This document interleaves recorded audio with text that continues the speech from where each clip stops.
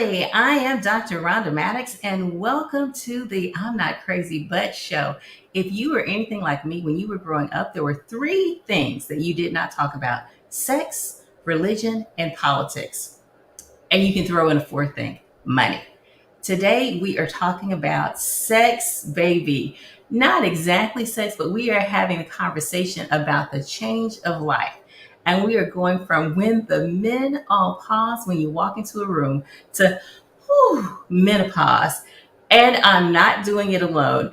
I am the host of I'm Not Crazy But, fellowship trained board certified psychiatrist. And I have with me today some women who will talk to us in lay women's language about menopause. Now, before you turn me off and say, oh Lord, this is going to be boring, let me just tell you, you really want to stay in for this show because there is a time when you go from hot girl to hot girl. And these ladies are the people you want to have those discussions with that you've not talked to your coworkers about, that you didn't feel comfortable talking to your pastor's wife about, but you want to have somebody to talk about it with. I have an all-star cast in the Dr. Shalita Jones, who we've had on our show before, is Let's Chat with Dr. Sean, founder and what have you. And we also have with us today a newbie to our show in Miss Satori Shakur. She is Detroit's finest storyteller.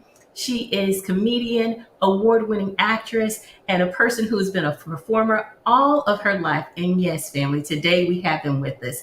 As you are tuning in, please do me this solid and drop where you are watching with us from. If you have gone through the change and you know already you have some questions, go ahead and drop them in the chat because we do have somebody who can answer those questions on the show. It's not me. Let me be clear. It's not me.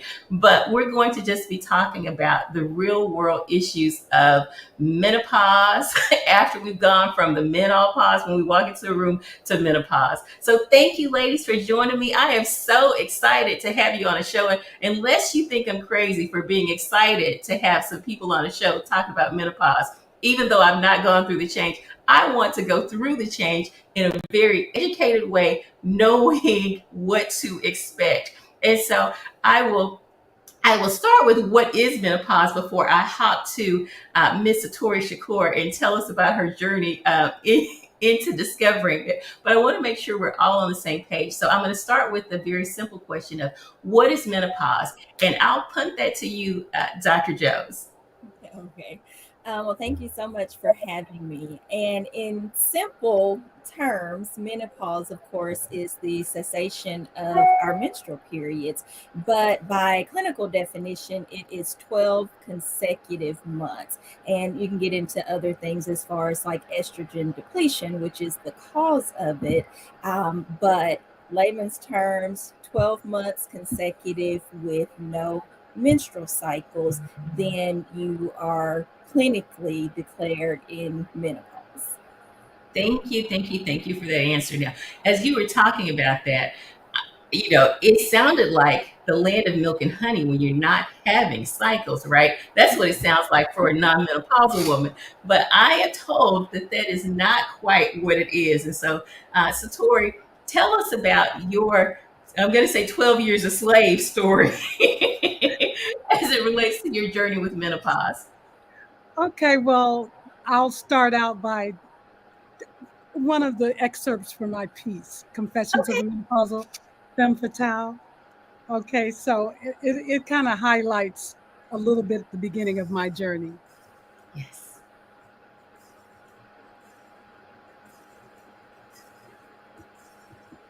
It's the summer of '99. I'm living in Toronto at the time, and I am hot, 45, fit, with a six-pack, wearing crop tops, thinking, I got to show somebody. Biological clock is ticking, pushing me in directions I don't want to go. I'm a cool guy, a man-eater, femme fatale. Hormones got me horny, feeling slutty, got me on Match.com, believing every man I meet is Mr. Right, and I should have his baby. It's terrifying. I don't want to get pregnant. One child is too much. I'm not a good mother and I don't want no STDs and such. I'm on God 24/7. No sex, condoms, the pill. I get a pregnancy test every month, whether I'm having sex or not.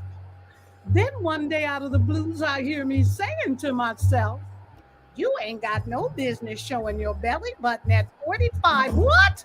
Who said that? Huh? I'm betwixt and between. I start to notice things like all of a sudden I'm hot. Jump out of my skin, hot, can't sleep. Night sweats, chills. I used to tweeze my facial hair. Now I'm wearing a beard. I'm not nice. Not anymore. I say exactly what's on my mind, and I'm becoming a bore. I've alienated a couple of coworkers, a few fake friends, and I'm shocked. I don't give a shit. Then I notice I'm telling my mother my deepest secrets and fears. I'm surprised we haven't seen eye to eye on anything in years. When did we get so close? I'm calling her up and saying, Ma, I feel sad.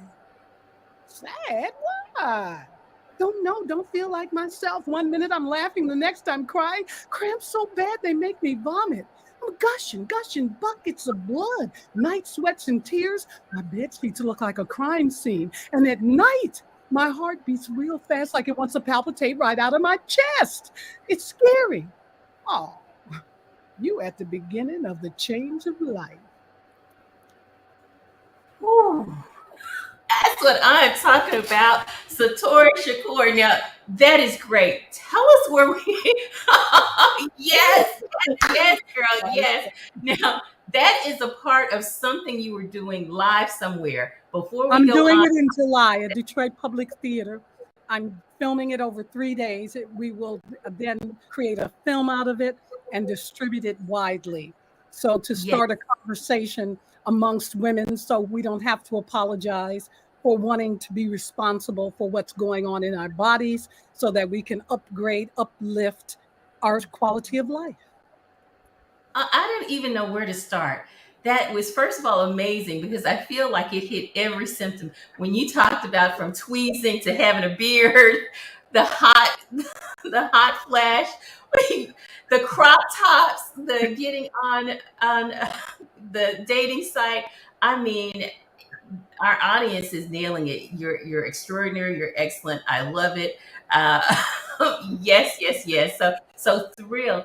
And listen, I have never heard anybody talk about menopause quite that way. I was on a show recently with Dr. Bobby, who is Detroit's finest as well, and we'll make sure that we include her book because I'd love to connect you to. But I've never ever heard anybody talk about that in such a way that you got me. We want to hear more about it, and so we already have questions in the chat as it relates to menopause. Now, first of all, but before I go on, we got to just stay here a little bit longer. What kind of journey did you go through that it was so impactful that you didn't just talk about it or blog about it or make a podcast about it, but you decided, I'm going to do a 3-day stand up, what have you about it? And family, I failed to mention that she's an entertainer at her heart. She's a twisted storyteller. She is a comedian, a Ryder singer. Funkenstein sang with Parliament Funkadelic George Clinton. Yes, my daughter was most impressed with the fact that she was a bride of Funkenstein because Parliament is our jam. Flashlight. Okay. So, what kind of experience? It must have been a god awful experience if it made such an impact that you needed to create a 3-day something about it. So, tell us about that. Well, see, a lot of people want to think of it as god awful, but it begins very subtly with very subtle changes. Not recognizing yourself, coming out and saying exactly what you think, because as women, we have been socialized and conditioned to perform for society, for men, for our coworkers, just to not be authentic about who we really are. So when we start telling the truth, it's like, who said that? I'm so sorry. I didn't mean to say what I really thought. And then there are the hot flashes, there are the mood swings.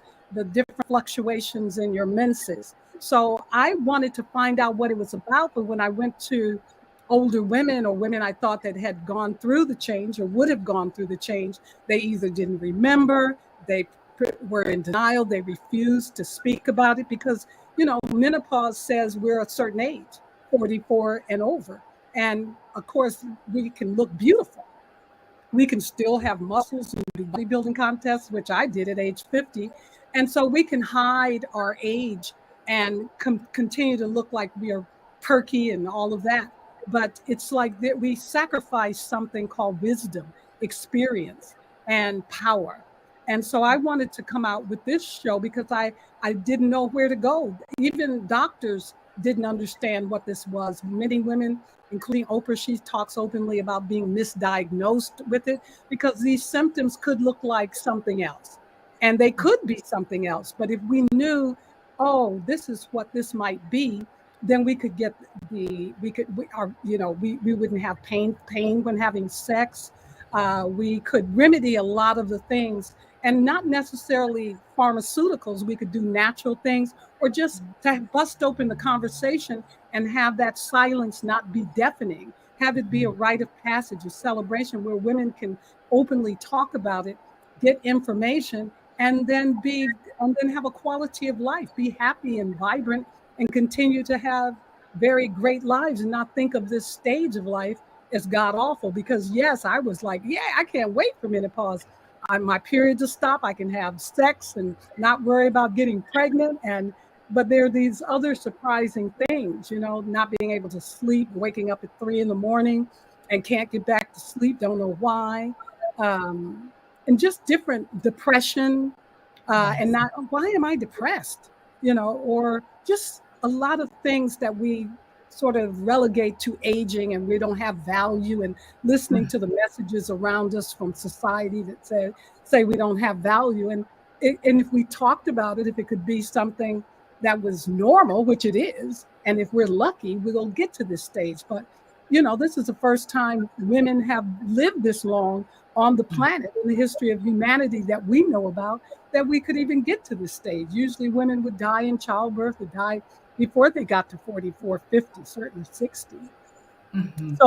So what it was for me was not so much going through it as much as not knowing or having access to information, or doctors like Dr. Jones or yourself, because sometimes we need a therapist, sometimes we need a medical doctor, sometimes we just need to do some cohosh tea, Absolutely. It's amazing because as you were talking about, my mother had this saying after I said something that showed an absence of wisdom in my youthful days. She would just say, "Baby, keep on living." Well, one thing about us as women, if we keep on living, we will at some point go through menopause, that we affectionately know as the change of life, or what have you, and we go through it in ignorance, not really understanding. And what would you say, Dr. Jones, is the the symptoms that bring people to you? And I say that with full knowledge that I'm aware that many Black women don't go to doctors at all when this is happening because they don't know what's happening, as Satori said, or we don't trust doctors, particularly in communities of color, so we don't embrace that. But when women do come, what kinds of symptoms are they presenting with that tend to draw them to you? So, of course, the big thing is hot flashes. That's like the biggest symptom, most uncomfortable. They want something done about it. But as she was saying, there are so many other things that make you question, like, what is going on? Why can't I sleep at night? Why is my mood changing so much? And then also the irregular cycles, because there are different things that can cause your cycle not to come. And of course, some am I pregnant? Like, what's going on? It's here this month. It didn't come this month or the next month, but now it's back. And so much of that irregularity. But one of course, the biggest symptoms is the hot flashes. So as I was saying earlier, clinical definition when you are diagnosed, this is menopause, is 12 consecutive months without your menstrual periods. But perimenopausal, all of this stuff is going on, and it's just the irregularity up and down. I'm hot. I can't concentrate. I can't focus. What is going on with me? I'm looking at myself different. I don't recognize myself. So there are so many things, and that's why, like you said, you don't know what's going on because you have so many things going on. You want to try to pinpoint one thing or focus, and it's just hard to do. So this is a very, very important conversation to get women knowledgeable about the things that are happening with our bodies. Absolutely. I think for me, one of the things, or there are a few things that people come to me for. One is the change in sleep. They're not able to sleep as well. They're waking up because of the hot flashes, or they're just waking up. Of course, there can be the mood changes, and then there's vaginal dryness that comes with that. And so many times they will come because the impact that it is having on their sex is impacting their relationships and just your confidence. One other thing is weight gain. On average, there can be at least maybe 5 pounds and more, and it's more difficult for people to lose weight. And so after they have been worked up and found out I don't have a thyroid condition, or I don't have this, or I don't have that, sometimes they will get referred to me. Now, Allison Harris has a really good question in the chat. How do you know when it started? And I'll warn you, Satori, I'm going to circle back to you afterwards and ask, how did when did you realize what was going on with you and that it was in fact menopause? So first, Dr. Jones, how do you know when it started, according to a question from Allison Harris? And thank you, Allison, for that great question. Yeah, that is a very good question, not a clear cut answer, because a lot of times you don't know. You do not know when it started because, as we were saying, you're having so many different symptoms. And of course, it looks different from woman to woman. So your experience may not be the same as someone else's. And so sometimes you don't know. You don't know what is going on. You're going, what is going on? What's wrong with my body? But when you start to see some of the common symptoms and you put it together, such as the vaginal dryness, a lot of times women, we don't like to talk about that. Like she said, Right. you go from, all the men are pausing when you walk by to now, you're feeling less desirable or something like that. And you don't want to talk about the vaginal dryness and things like that. But it is good to talk about because, like I said, you don't want menopause to be such an awful time in your life. There are things that can be done to help you get through the symptoms. So when you start noticing your periods being irregular, your mood changing, you're having all of these hot flashes, you can go ahead, get in with your doctor, talk to them about it so they can see. And there's no clear cut age. By the research, they say, about 52 years of age or so. But Black and Latino women actually start a little bit earlier than that. But you can start, even people go through early menopause. You can be as young as 40 to 45 years old. And so when you start noticing that there is a change, there is something going on with my body, I do not know what's happening, get into your doctor, talk to her, talk to him, whoever your doctor is. And then they also may refer you, like I said, to therapists, because I don't feel that there's just one clear cut specialty or doctor or something who can handle all that goes along with menopause, because there are so many different side effects and symptoms of it. So you need a good team to work with you to help you through it. And I will say, as Satori said, this is a natural progression of life. It's a rite of passage, and sometimes we will medicalize everything. A part of why we have these conversations is because um, in communities of color, and certainly with Black women, there are these disparities. So you enter menopause, and we are more likely to have diabetes or hypertension or be obese when we enter it, and it can make our symptoms even more dramatic than what others are. So while we don't necessarily want to medicalize it, because there are increased risk of cardiovascular disease that can happen with it, it is so important for you to, even if you feel like I don't need a doctor per se, but to understand that with the absence of cycle for 12 months, with that, there is inherent increase in your risk factors for other symptoms. So it behooves you to be more engaged and have a more aggressive approach at engaging your doctor so that you can be proactive and not reactive with your health. Now, Satori, tell us about you had so many amazing symptoms. And for those of you who are just tuning in, we have Satori Shakur, who's delivering Confessions of a Menopausal Femme Fatale in July in Detroit. We have Dr. Shalika Jones, who's a family medicine doc, hospitalist, and the founder of Let's Chat with Dr. Sean.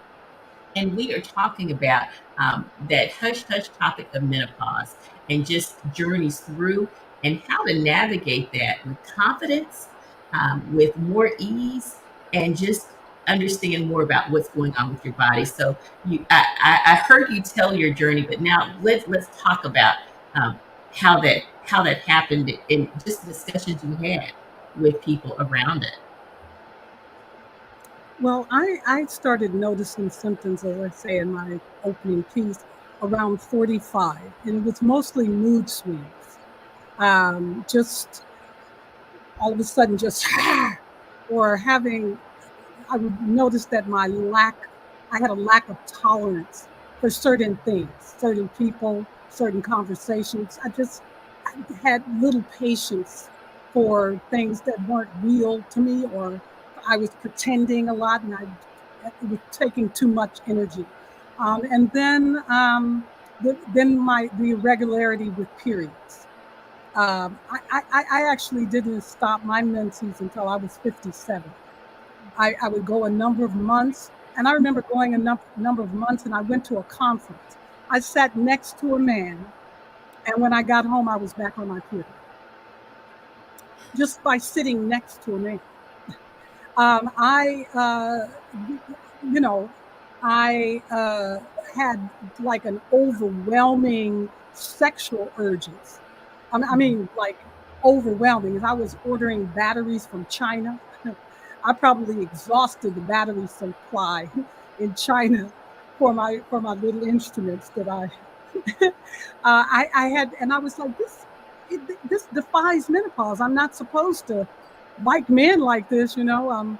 It was having an impact on my relationships with men, my personal relationships with coworkers, and then I noticed when I got to be about 51, the hot flashes. I would sit and watch the clock. Every 5 minutes, I was having a hot flash. I mean, just and then the chills afterwards, and didn't really understand what was going on and what to do about it. But I consciously chose not to do anything really about it. I didn't want to erase the symptoms because as an artist, I was my personal laboratory.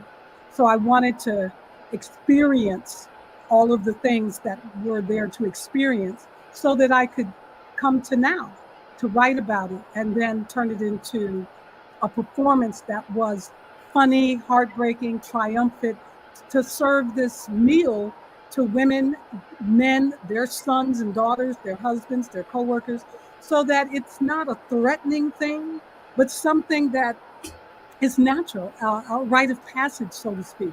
So that's what I have on this side with a perspective. So I wanted to have something other than this woe is me. Let me find out what pills I should take. Should I just wrap up my whole life and put it away somewhere? No, I feel more alive. Matter of fact, I got married. Uh, I've been married 5 years. Met my husband, you know, got married, my third marriage, but hey, they say black Congratulations. women don't get married. I don't know. Maybe I'm not normal, but Oh, yeah. Well, congratulations. And I will say now, I have to ask this question, and both of you can answer it however you like. But if I don't ask this question, somebody's going to pinch me. What do you do about the hot flashes? And Dr. Jones, I'll start with you. What tell inquiring women who are listening in want to know this one thing? What do you do about hot flashes? And then I'm gonna circle back. What do you do about the vaginal dryness too? Okay. So, medically, of course, speaking, hormone replacement therapy. But that's not for everyone, but that is one of the most common treatment for the hot flashes. So some people may be familiar with estradiol. That's a common medicine that people take, and it's basically replacing estrogen that helps to control the symptoms. But for people who like to take more natural approaches, Ms. Shakur mentioned black cohosh, and I think it comes maybe in a tea or a capsule or something like that, different herbal remedies. Soy has been found to have similar properties to estrogen. And so a while back, they were recommending different variations of soy as a more natural treatment for hot flashes. Now, of course, with all of these things, you do want to be sure that you speak with your doctor, because you don't want to be taking something that may interfere with medicines that you're already on. And then I think some cognitive therapy as well, even things that we talk to people about just in our general health, your diet, getting out and exercising, and paying attention to your mental health, because of course with the menopause, people do have anxiety and depression symptoms. So there are various treatments available for hot flashes. And so one, it depends on, if you want to go the more natural remedy or medication remedy, and most of all, of course, what works best for you. Oh, that's good. That's really good. Um, and Satori, anything you want to add? Yeah, And let me say beforehand, this show is for edutainment. Talk to your doctors about the specifics and what have you, because we want you to be well informed and understand the risk and the benefits of what's being said. But we're just sharing options with you of things that have worked, that are on the market, or what have you. All right. Now back yeah. to you, Well, Satori. well, what I did, because as I said, I consciously chose not to, take any sort of pharmaceuticals or anything. So I studied my hot flashes and I changed my relationship to it. I'm a comedian, so I thought, oh, hot flashes are just all the backed up orgasms that I didn't have. So, boom, I can have an orgasm in public and no one knows. Also, I began to just say, oh, this is just sweat. And to shift from being embarrassed about pouring sweat. Also, caffeine. I've noticed that caffeine would bring on hot flashes. Wine, peppered, spicy foods. I could actually sit and create a hot flash just by having stressful thoughts. So once I understood, oh, caffeine does it, wine does it, stressful thought does it. So I could then, you know, stop drinking caffeine or stop drinking wine. Or if I was going to drink wine, know that once you drink this glass of wine, you're going to have a hot flash and make your peace with it. Or if I anxiety or stress, I could calm myself, take myself out of stressful situations. So that's what I did. I just used my body as a laboratory, notice what was going on, notice what would bring on a hot flash, and then exercise the discipline to not engage in that particular activity or calm myself or just get rid of a particular person in my life that I didn't have to have in my life, but somehow felt like a woman socialized that they should be around because whatever, being afraid to let go of relationships because there was some benefit I was getting out of it, but the costs were too high. Sometimes you just have to let go of certain relationships, not that they're bad people, but because they're not good for you. Family, if you were just tuning in, we're having grown folks conversation about women's bodies, reproductive health, menopause. And Satori, as you were talking, there were so many.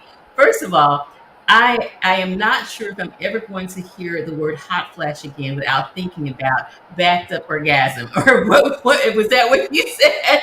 Yeah. Because that does not sound nearly as bad as hot flash. I'm processing this. So that backed up orgasm is one for the books. The sweating, and as you were talking, I thought, okay, if you're sweating, people pay money to go to saunas so they can lose weight. So maybe this sweat is helping me to lose weight as well. I can receive that. But you really introduced some. You talked a bit about the nuggets what your triggers are for those. And so caffeine, wine, stressful relationships, and then gaining the self-awareness and the confidence to part ways with people who may be phenomenal people, but who are not a part of your healthy tribe. And so they're creating chaos. Dr. Jones, anything you want to add to what has been said? I just love how she pinpointed recognizing your triggers.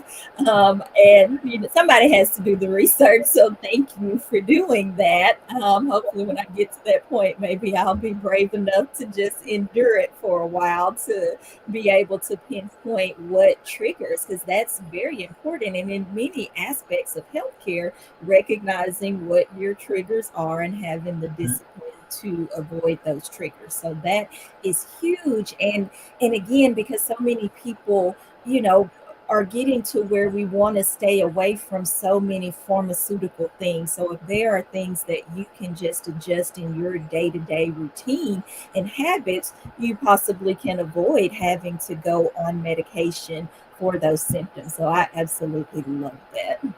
And I always love to leave you all with people who are established in the field and who know their craft, so that you have resources that you can trust. I'm going to reference Dr. Barbara Hanna, who is and Dr. Gloria Richard Davis. Dr. Gloria Richard Davis, this show is for you, for the record, because she is the first person that I heard talk consistently over and over and over again ad nauseum about menopause in Black women, and really did the research and around that, and has many publications. So Dr. Gloria Richard Davis, who is a reproductive endocrinologist, and thinks about, we call it hot flash, she calls it vasomotor blah, blah, blah. So she's not the person for the layperson, but if you want to know the research and the literature, go to that. But for the layperson, Dr. Barbara Hanna, who is the person who made menopause fun for me. I love you, Dr. Bobby.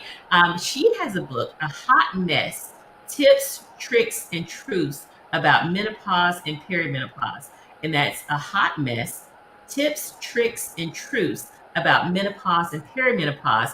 And so, when I heard the name of her book, Hot Mess, it of course made me think about that hot girl, that we want to be the hot girl summer, all that stuff. But I have to tell you, I think I learned today that I was perimenopausal, because that whole hot flash thing is real in my sanctified life. And I'm like, oh my gosh, it's hot in here. My husband is looking like, it's not hot. Mind your business. I said it was hot. That means it's hot. Okay. Yeah. So the hot flashes, and that you talked about estrogen and what have you. Now I'm gonna, because I'm a psychiatrist and it's my show, I'm gonna move on to the mood stuff. Okay, the mood, the anxiety. One thing that people don't realize is they will come to me because of heart palpitations, meaning their heart is racing, going really fast. They almost feel like they're having a panic attack or something, right? And so many times, as you are going through the change, the thing that you notice is that the sensation of anxiety, or this overwhelming sense of and maybe you were calm and cool and collected in times past, and now your heart is racing. You go to the doctor thinking you have a heart attack. They run all the symptoms. You're not having a heart attack. And they send you to me saying, hey, I think it's anxiety. They come to me, really like, listen, I'm not crazy, but I am having these symptoms over here. And then we start having this conversation, because, if it started in your teens or your 20s, that's one thing. But if it started 40s and your 50s, I really need to start thinking there is a possibility that you are perimenopausal. And for some people, that is like a breath of, it's just a breath they can sigh a breath of release or whatever, sigh of release. But for others, the thought of, oh my gosh, I'm perimenopausal, that means I'm old, and these are people who've been, uh, saying they're 21 or they're 25 or they're 30, and they're obviously not. And so to say to a woman who has been really trying to avoid uh, aging that you're 49 and I think you're perimenopausal really feels like an attack. How did when you realized that you were going through menopause, Satori, you said no doctor told you. You just realized it after you weren't having these cycles. But when you stopped having cycles, certainly there was this time when you thought, "Hey, am I pregnant? Or do I have cancer? Or or something." How I did you knew navigate that I piece? knew before my cycle stopped because I was I, Oprah was having shows about it. There was little information, but I there was a show called Menopause the Musical that I became part of. So it was very um, I understood I was going through these things, but I didn't understand, why or the medical reasons as Dr. Shalitha is talking about. I just knew that they were taking a toll a bit. And then you have to understand that between 45 and 65, as we get older, our mothers start to die. There's a lot of grief in our life, a lot of loss, a lot of grown up stuff to deal with, and sometimes having grief and having menopause and the depression, it compounds it. Mm, I was also smoking cigarettes at 45, so I didn't know whether the palpitations had to do with that or not. So it forced me to stop smoking cigarettes, which I was smoking a pack a half a day, and that's in mm, my show too. So I haven't had a cigarette in 23 years. But I just learned recently as I go around to these small groups that smoking cigarettes is terrible when you're in perimenopause and menopause. It's something you should not be doing. So there's some things that happen intuitively. Also, you take stock of your life and all of a sudden you realize I'm going for my dream. This isn't my purpose in life. This is what I've always wanted to do. And the menopause going through this time of life gives you that courage. You don't really shed the fear, but it becomes too costly. And so you mm, go for the benefit of the dream. Women start to shed these layers of I'm timid, I'm shy, I can't. Somebody doesn't want me. You start to lose that and gain power and find your purpose. mm. You have that That's great. opportunity. It's wide open. It's great. Now, family, our chat box is lighting up, and so let me ask this question from Katrina Smith and then Deborah Martin. As a follow up to Allison's question, how do you know when you're transitioning into menopause when you don't have periods because you're on birth control or you have an IUD? That is definitely a question for Dr. Jones. Well, actually, Miss Satori answered it perfectly because she realized before she actually stopped having her period. So it's all of these symptoms that we've been talking about. I think just traditionally, women, we have been thought to think of menopause as the end of our periods. That's, what people focus on, that's what people recognize it as.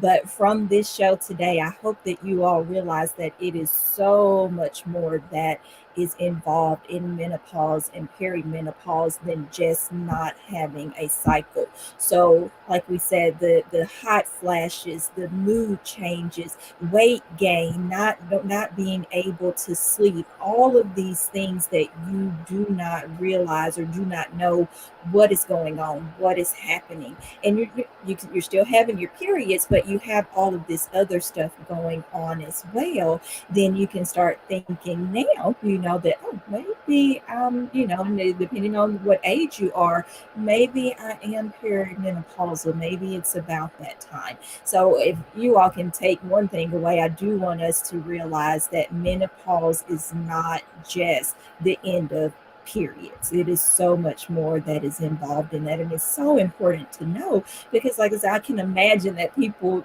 feel like they're losing their minds. They don't know what's going on. They're going to doctors. Doctors can't give them a clear cut answer or diagnosis as to what's going on. You start feeling hopeless. That brings on and exacerbates the depression, the anxiety, because you do not understand what is happening with your body. And so I hope that you all are able to take, from today, that there's so much that goes on with us when we are going through this time. Absolutely. One other question that was asked is let's see here. about hysterectomy and menopause. Ellis, could you put that question up there? Do women who have had a hysterectomy go through menopause? And Deborah, thank you for that question because I actually had someone ask me that yesterday, and I'll leave with you, Dr. Jones, but I can back you up on this one if I need to. Um, Yes, absolutely. Because what causes menopause, or what it is actually estrogen. So the ovaries produce estrogen.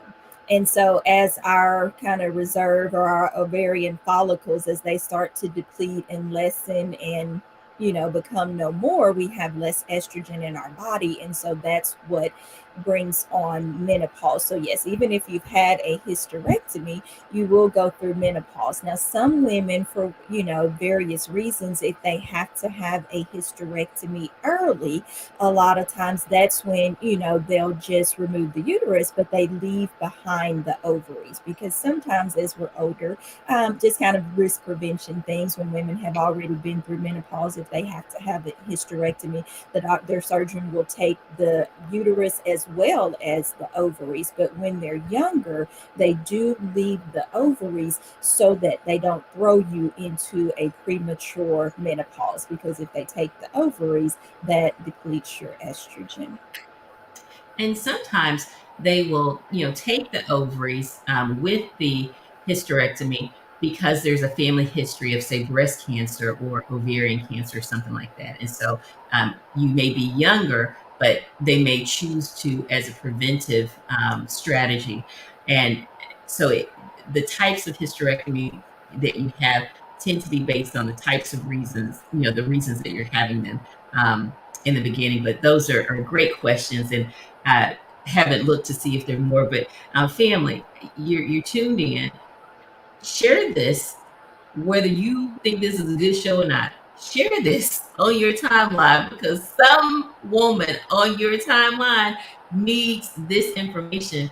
And if you aren't there yet, I promise you, this is one of those now and later things that your mama said, keep living, ladies. You will need this. And gentlemen, if you happen to be tuned in, if you are a wise man, this is a show that you will want to watch because this may help you live peaceably with the women that you are um, you're cohabitating with, for the record.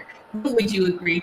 Now, ladies, this show is going really, really fast. Is there anything that you all wanted to talk about that I've not covered before I move on to my next question? I think While I'm one thing just chat, go ahead. you just brought up, which I was planning to try to circle back around to, is when Miss Satori mentioned doing her show, and she was saying, that she made it for women who, didn't understand, and because she didn't have the resources to go through. But she also mentioned that she was doing it for men as well. So this is not just the topic for women, because it's important for men to understand what women go through. So, when the women in their lives do come to this time, they're not just thinking, oh, she lost her mind, oh, she's crazy. They're not sympathetic. They do not understand what's going on. And not just with, the mood swings and things like that, but sexually as well. So it's important for them to understand that we already will be going through so much with what's going on with our body, and sexually not having possibly the desire to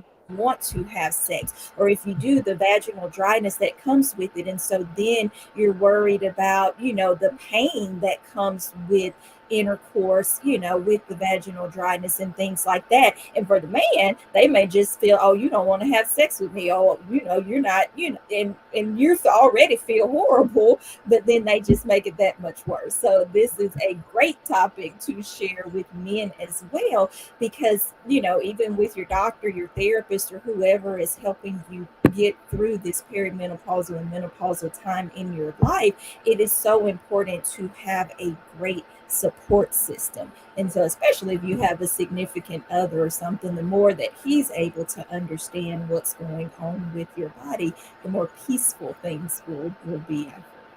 Absolutely. Great points. Great points. And I would just say it is so important because these are the kinds of conversations that are not being had. Honestly, when my producer Ellis reached out to me about being a part of a show on menopause, I thought, I'm not an OB, I'm not a family medicine doc. What can I offer? Um, Not really thinking about the fact that I have these conversations, on the regular, at least on a weekly basis, with all of my women, particularly around sexual fulfillment, right? And particularly around mood and anxiety and sleep. But I had not um, put that in a collection and said, oh, this is related to menopause. It was just a conversation that I had. So we don't realize um, how it impacts so much of our mental health, our physical health, and our relational health. And these are important conversations to have. So, Tori, anything that you wanted to share that I've not asked you about, and I'm going to be in trouble if you don't get to say it. No, you won't be in trouble. But I think that if you're a woman in some stage of menopause, it's important to know about it and share about it because you impact everyone, your children. I was 14, my mother was 50. So it impacted our relationship because was her she was going through the decline of her reproductive ability and I was coming into mine. So the mirror, it was like a funhouse mirror. And so if you know, and then boys, the mother can look crazy and be. So I think the more we know about it, the more we understand it, the more responsible we can be about it and upgrade the quality of our lives and those around us. Absolutely. And upgrade the conversations that we're having. It's time out for asking when someone is having an off day. Are you on your cycle? Are you menopausal? Those are some very insulting questions. And and in fact, there was a lawsuit that was won because the boss said to a woman who was standing up for herself that she must be menopausal, and actually won that lawsuit. And so some of the things that we trivialize and the experiences that people are having that we make into a joke are in fact certainly not joke worthy, and we need to be more mindful of that. So great points. Now, Dr. Sean, you do let's chat with Dr. Sean, and so Tori, you do your twisted storytellers, that kind of stuff. Talk to me as we are about to wrap up about the power of sharing your story, and I'll start with you, Dr. Satori, about why using stories, why using this platform was so important to you, and just give a plug for the power of storytelling. Dr. Satori, thank you. Oh, I'm sorry, Satori. Um, Storytelling is the most effective delivery system of information and ideas. It's a tool. It's a high form of communication. You can tell a story and shift consciousness in 10 minutes. So our mission is global to connect humanity, heal and transform community, and to provide an uplifting, thought-provoking, soul-cleansing experience through the art and craft of storytelling. Because you can impart, teach, warn, advise through telling a story, and it's not threatening. People can take, it's an art form, so people can take from it what they need for their lives. It can be reflective for them. And I think what I do is I present a live storytelling event, but I also train people, corporations, faith-based organizations, human beings, how to tell their story in a compelling way so that they are not extras in somebody else's story about them. They actually have control and power over their own narrative. So you can go to a job interview and get the job because you can connect with the person across the desk in telling a story. It's power. It's really your superpower, your story. Yes, Maya Angelou summed it up, and there is no greater agony than an untold story. you know so it is powerful. It helps us to connect It helps us to feel seen, to feel heard, to feel validated, to feel affirmed. Thank you. Um, Dr. Jones. Yes. So my organization, my nonprofit organization, is Changing Health Awareness Together, and it is basically so that people can advocate for themselves in healthcare. And to be able to advocate for yourself and your loved ones, you have to have information. You have to be informed about the things that are going on with your body. So topics such as this and others that can be considered taboo topics, things that people don't want to talk about, we need to be talking about them so that we can help each other as a community. No one should feel like they're having to go through things alone, or that they have to be embarrassed about what they're going through, and there's no one that they can talk to, there's no resources that they have. So this is very, very important. And I want to say thank you to Miss Satori, because I don't know, somehow you have me almost looking forward to menopause when you talk about this power and this, and you don't care what other people think about you. You would get to this point where you just live completely, in your truth and the way that you want to live. It's amazing. I was looking forward to that when I turned 40 this past December, and I have experienced some things. So it's good to know that I have kind of another rite of passage to go through to gain even more of my womanly power. I'm very excited. Yeah, you I, should look forward. And being a doctor, you'll have more information where you can go through it more smoothly. Like you won't be inventing the wheel. There, you'll have a community of the women that are talking about it, like Dr. Mattox, who's also a storyteller. So I think that you provide a phenomenal service in having this conversation with women. So it'll be an easier road and a process you can look forward to. Absolutely. And there are some treatment opportunities along the way to address this, but I will say, as it relates to when you are going through menopause and the havoc that it can wreak on your relationships, we are a communal people. And so, our emancipation circles, I had an emancipation circle while we were going through COVID, that was just liberating for me to be able to cry, to laugh with these women about the things that we're going through. I would definitely encourage, if you were listening and you were part of a health ministry, please prioritize having some conversations around erectile dysfunction, around sexual health, around menopause. These are conversations that are not being talked about frequently. I remember when my church invited me to talk about sexual health. I was so proud of them because you know, it, it was something that I had never, ever in my 4 decades on the planet been invited to talk openly about. It was a marriage ministry class, but that was the first step as far as I was concerned. And so, as we age, we have, we can take off some of these restrictions, but many times we will put some on and we hush ourselves. But being able to be in a safe place and get accurate information, about your sexual health. And menopause is related to that. Erectile dysfunction is related to that. Vaginal dryness is related to that. When we were growing up, you know, they told us that babies came from stork nests and all this foolishness.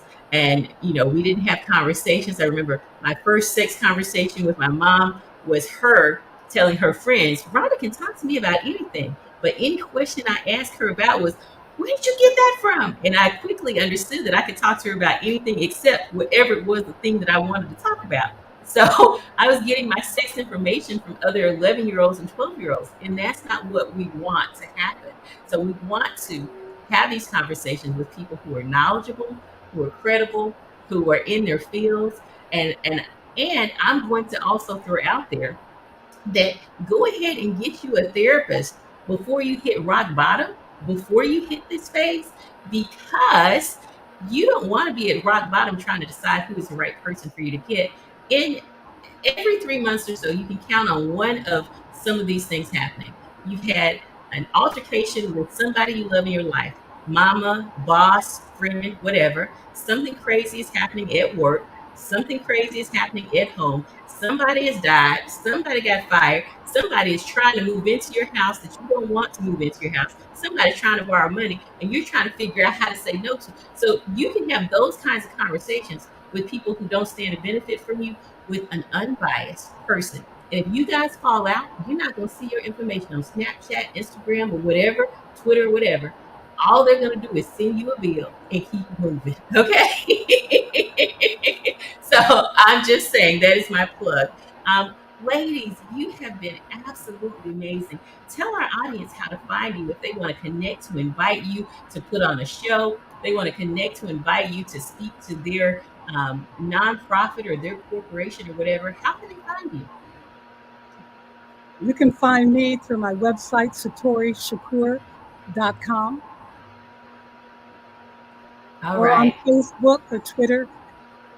And based on how you spelled your name, I knew not to ask you if you were a relative of Tupac, but He spells his name with a U-R. yes, look, based on the spelling, I knew not to ask. All right, Dr. Jones, how do they reach you?